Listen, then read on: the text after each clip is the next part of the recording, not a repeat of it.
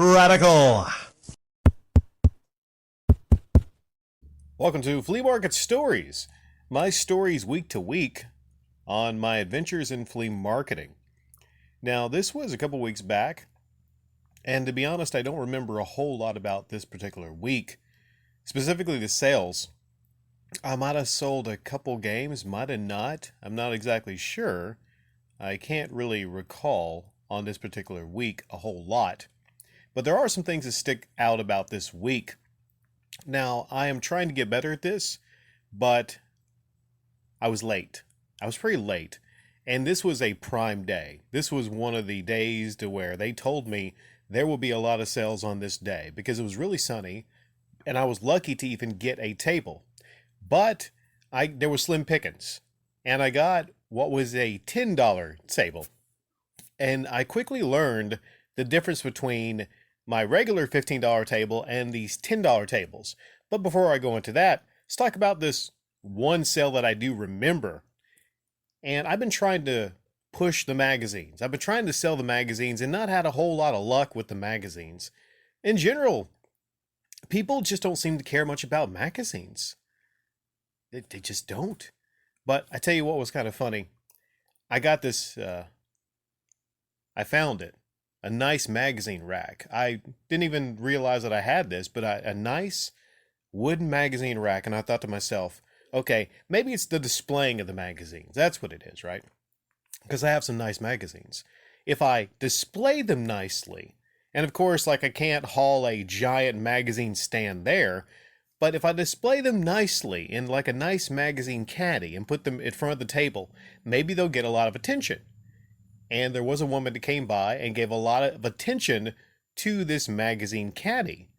But I didn't realize she wasn't paying attention to any magazine in the caddy, is she wanted the actual caddy itself. She wanted the caddy itself. First person to look at the magazines. So I had a decision to make. Okay, I'm going to sacrifice some sales in the future because I didn't have any box or anything to put the magazines in other than the caddy, or am I going to sell this caddy? I did sell the caddy. I sold it for $5. I sold the caddy for $5. And I didn't sell any magazines after that. But I sold the magazine caddy. So actually, ironically, the magazines displayed the caddy, right? So I think to myself, I wonder if there's a lot of people out there that just are seeking these magazine type caddies. I don't know. But let's just talk about what differentiated this table from the regular $15 tables. And in a future installment of Show Off, see, I'm getting mixed up now. In a future installment of Flea Market Stories, I'll actually talk about getting a $20 table and what differentiates a $20 table from these other different tables. So the $10 table, number one, it is way on the outskirts. It is far away from the central core, which in any flea market is a place where you can buy food. The places where you can get drinks and food, that's where you want to have your tables near, as close to that as possible. That is the central area. The farther you away are from that orbit, you're not going to have that much luck unless you just have amazing items at your table for amazing prices.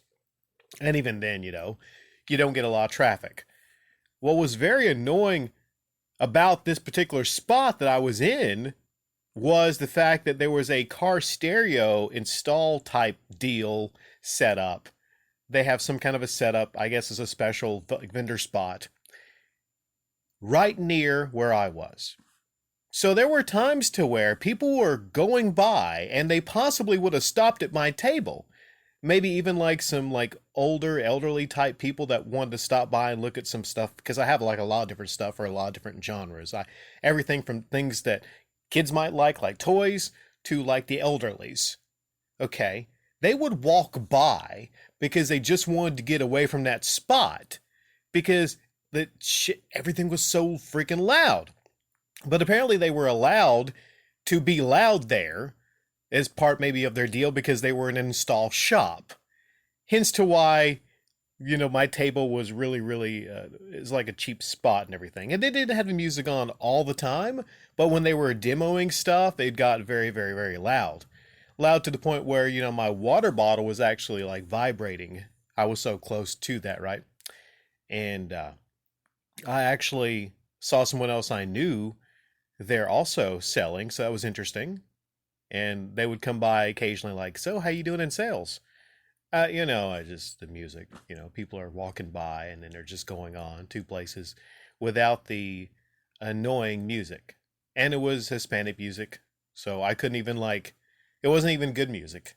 It was just like Hispanic, like a rap, Hispanic rap or whatnot. I'm not sure.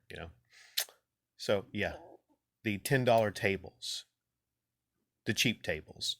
If you can avoid it in a flea market, and unless you're just really, really, really cheap, don't ever get the cheapest tables.